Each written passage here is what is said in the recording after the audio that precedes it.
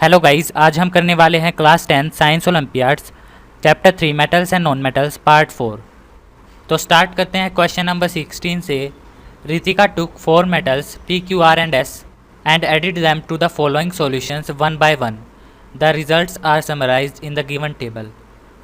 रितिका ने 4 मेटल्स लिए P Q R और एस और उनको सॉल्यूशन में डिप किया और जो रिज़ल्ट हैं वो दिए गए हैं इस टेबल में। हमारे पास है 4 मेटल पी क्यू आर और एस और हमारे पास है 4 solution iron sulphate, copper sulphate, zinc sulphate और सिल्वर नाइट्रेट। क्रॉस का मतलब है कि जो मेटल है उसने रिएक्ट नहीं किया सॉल्यूशन से, और टिक का मतलब है कि जो मेटल है उसने रिएक्ट किया सॉल्यूशन के साथ। तो जो मेटल पी है इसने आयरन सल्फेट के साथ रिएक्ट नहीं किया, यानी कि मेटल पी हमारा आयरन से कम रिएक्टिव है। मेटल पी ने कॉपर सल्फेट के साथ रिएक्ट किया, इसका मतलब मेटल पी हमारा कॉपर से ज़्यादा रिएक्टिव है। इसी तरह मेटल पी हमारा जिंक से कम रिएक्टिव है और सिल्वर से ज़्यादा रिएक्टिव है। इसके बाद है मेटल क्यू। ये हमारा आयरन से ज़्यादा रिएक्टिव है क्योंकि इसने रिएक्ट किया है आयरन सल्फेट के साथ, और ये हमारा कॉपर से भी ज़्यादा रिएक्टिव है और ये जिंक से भी ज़्यादा रिएक्टिव है। और जो मेटल क्यू है ये सिल्वर से भी ज़्यादा रिएक्टिव है, यानी कि जो मेटल क्यू है ये सबसे ज़्यादा रिएक्टिव मेटल है। उसके बाद है मेटल आर। मेटल आर हमारा आयरन से कम रिएक्टिव है, कॉपर से भी कम रिएक्टिव है, जिंक से भी कम रिएक्टिव है, लेकिन सिल्वर से ज़्यादा रिएक्टिव है। उसके बाद है मेटल एस।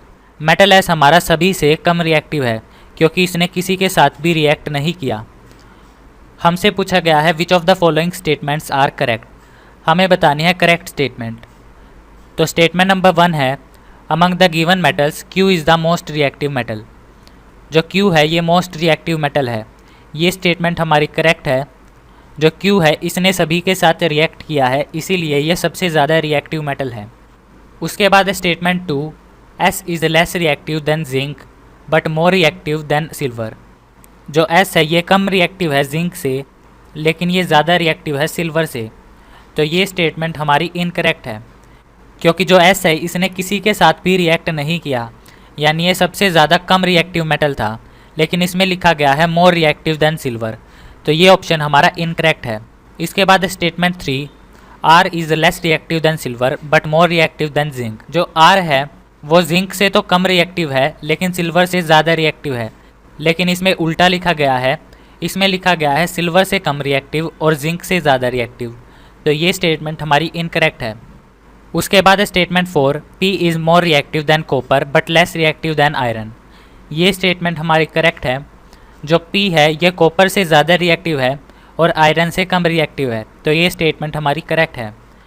तो जो हमारा आंसर है वो है option number C, first and fourth only. Question number 17 observe the given figure carefully. हमें इस फिगर को ऑब्जर्व करके करेक्ट ऑप्शन चूज़ करना है। तो इस फिगर में हमें दिया गया है क्रूसिबल। क्रूसिबल होता है एक कंटेनर, और हमें दिया गया है लीड ऑक्साइड प्लस वाई, और हमने इन दोनों के मिक्सचर को हीट किया। तो इस मिक्सचर में जो लीड ऑक्साइड है इसमें है ऑक्सीजन, यानी कि वाई ऐड करके हम लीड ऑक्साइड से जो लीड है उसे ऑब्टेन करना चाहते हैं। तो जो वाई है वो ऐसा सब्सटेंस होगा जो कि एक रिड्यूसिंग एजेंट हो। रिड्यूसिंग एजेंट का मतलब जो दूसरे मेटल से ऑक्सीजन ले सके। तो हमसे पूछा गया है the residue left behind in the crucible substance Y and substance which can replace Y in the above process are respectively. सबसे पहले हमसे पूछा गया है वो सब्सटेंस जो इस कंटेनर में बचेगा। उसके बाद हमसे पूछा गया है सब्सटेंस वाई यानी कि रिड्यूसिंग एजेंट। उसके बाद हमसे पूछा गया है कोई ऐसा सब्सटेंस जो वाई को रिप्लेस कर सके, यानी एक दूसरा रिड्यूसिंग एजेंट। तो इसका जो आंसर है वो है ऑप्शन नंबर सी। जब लीड ऑक्साइड रिड्यूस होता है तो हमें मिलते हैं शाइनी ग्लोब्यूल्स ऑफ लीड। तो इस कंटेनर में बचेंगे ग्लोब्यूल्स ऑफ लीड, और जो रिड्यूसिंग एजेंट है वो हो सकता है कार्बन, और इसको रिप्लेस कर सकता है मैग्नीशियम। तो जो करेक्ट ऑप्शन है वो है option number C. Question number 18 read the given statements carefully. सबसे पहली स्टेटमेंट है metals are generally ductile and metal W is the most ductile metal. जो मेटल हैं वो डक्टाइल होते हैं, यानी हम उनको वायर्स की फॉर्म में ड्रॉ कर सकते हैं, और जो मेटल डब्ल्यू है ये सबसे ज़्यादा डक्टाइल मेटल है। तो मेटल W है हमारा गोल्ड। जो गोल्ड है वो सबसे ज़्यादा डक्टाइल होता है। उसके बाद है statement 2, metals generally possess high melting point but few metals like X have low melting point. जो मेटल हैं इनके मेल्टिंग पॉइंट होते हैं हाई, लेकिन कुछ मेटल्स जैसे कि X इसका मेल्टिंग पॉइंट लो होता है। तो मेटल X हमारा हो सकता है पोटाशियम। जो पोटाशियम है इसका मेल्टिंग पॉइंट लो होता है। उसके बाद है statement 3, metals are good conductor of electricity but Y is poor conductor of electricity. जो मेटल हैं ये होते हैं गुड कंडक्टर इलेक्ट्रिसिटी के, लेकिन जो मेटल वाई है ये एक पुअर कंडक्टर है इलेक्ट्रिसिटी का। तो जो मर्क्यूरी होता है ये पुअर कंडक्टर होता है इलेक्ट्रिसिटी का। उसके बाद है statement 4, among metals Z is the poorest conductor of heat, W, X, Y and Z can be respectively. जो मेटल Z है ये सबसे पुअर कंडक्टर है हीट का। तो मेटल Z हमारा हो सकता है लीड। जो लीड है ये पुअर कंडक्टर होती है हीट की। हमसे पूछा गया है W, X, Y और Z क्या हो सकते हैं। तो जो हमारा आंसर है वो है ऑप्शन नंबर बी। सबसे पहले है गोल्ड, उसके बाद है पोटाशियम, उसके बाद है मर्क्यूरी और लास्ट में है lead. Question number 19, read the given passage carefully and fill in the blanks by selecting an appropriate option. हमें इस पैसेज को रीड करके fill in the blanks choose करने हैं। Oxide of first are reduce to their respective metals by heating with coke and the process is called dash. किस metal के oxide हम reduce कर सकते हैं हीट करके कोक के साथ, कोक यानी कि कार्बन। तो किस मेटल के ऑक्साइड हम रिड्यूस कर सकते हैं कार्बन के साथ। तो जो मेटल हैं वो है हमारे आयरन, जिंक, निकल और लीड। इनके अलावा और भी मेटल्स होते हैं जो कि रिड्यूस हो सकते हैं बाय कोक। ये जो मेटल्स होंगे ये लो रिएक्टिविटी के होंगे। इनको रिड्यूस करने की जो प्रोसेस होती है उसे हम कहते हैं स्मेल्टिंग। तो सेकंड का है हमारा स्मेल्टिंग।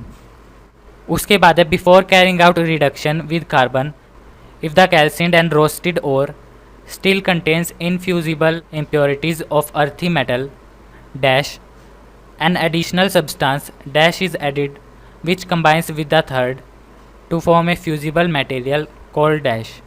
रिड्यूस करने से पहले अगर जो कैल्साइंड या रोस्टेड मेटल है, ये हमारी दो प्रोसेस होती हैं कैल्सिनेशन और रोस्टिंग।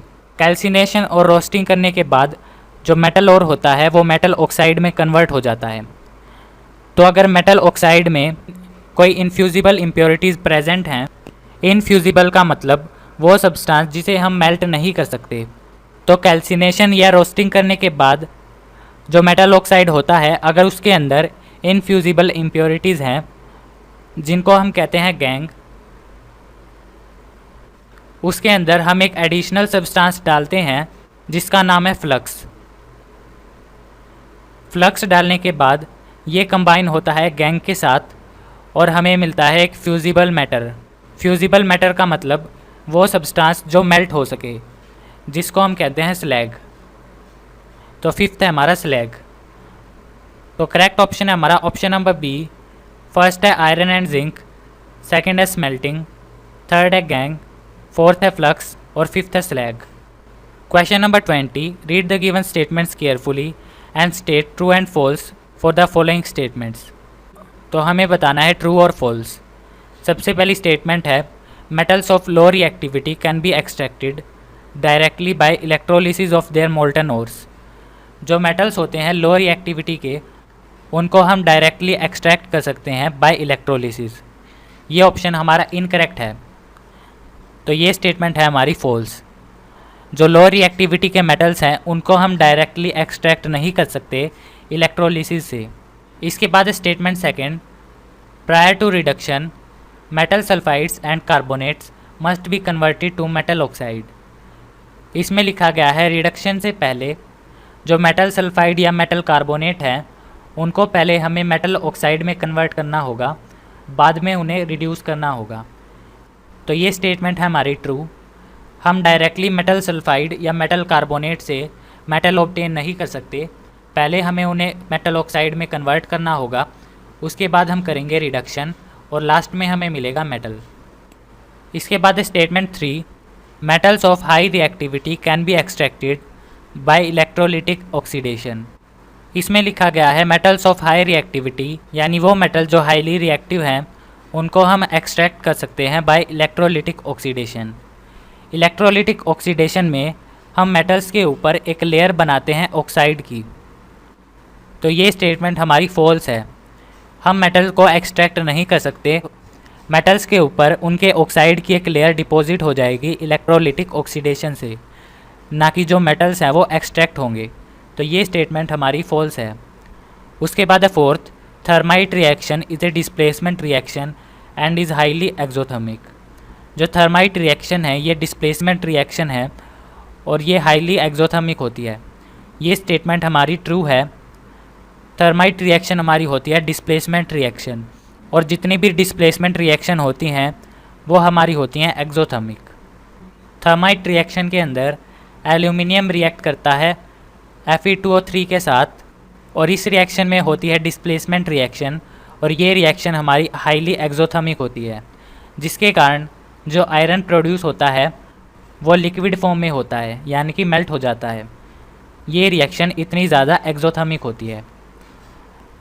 तो फर्स्ट स्टेटमेंट है फॉल्स, सेकंड है हमारी ट्रू, थर्ड है हमारी फॉल्स और फोर्थ है हमारी ट्रू। तो जो हमारा आंसर है वह है option number A, false true false true. तो ये चैप्टर हमारा कंप्लीट हो गया है। नेक्स्ट वीडियो में हम करेंगे चैप्टर नंबर 4।